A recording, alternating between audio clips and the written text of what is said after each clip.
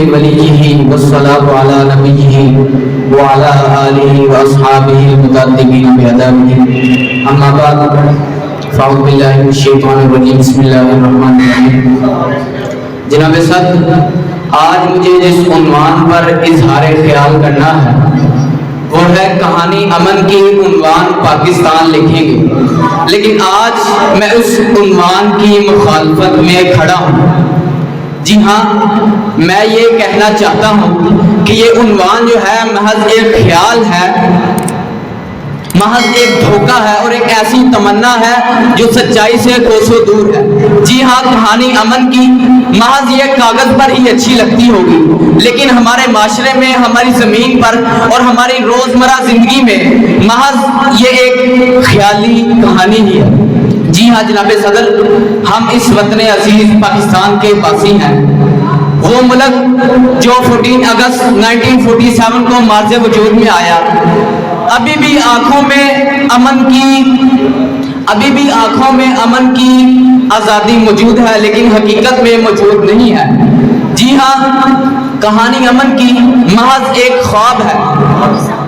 ہم نے گولیوں کی آواز تو سنی مگر ہم امن کی سرگوشی سے محروم رہے۔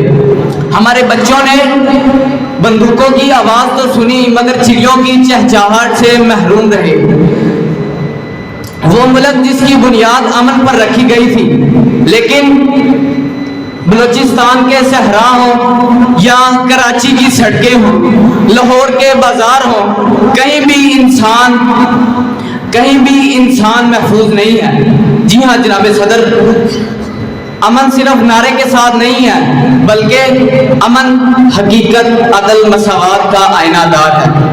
نہ جانے کون سی منزل کی جستجو ہے ہمیں، نہ جانے کون سی منزل کی جستجو ہے ہمیں، کہ ہم سفر میں بھی ہیں اور خستہ حال بھی۔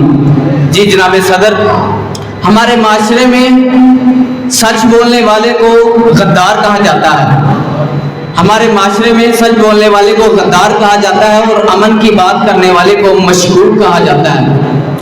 میں اس بات کی مخالفت کروں گا کہ معاشرے میں جو سچ بولتا ہے اس کو سچ بولنے کی اجازت دی جائے، اور جو امن کی بات کرتا ہے اس کو امن کی بات کرنے دی جائے، لیکن ادھر یہاں وہ نہیں ہے، ادھر وہ بات نہیں ہے۔ جو امن کی بات کرتا ہے اسے امن کی بات کرنے کی اجازت نہیں ہے۔ تو پھر میں کیوں نہ کہوں کہ دل نہ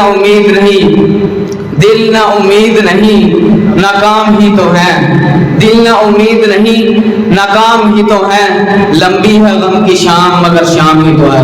والسلام۔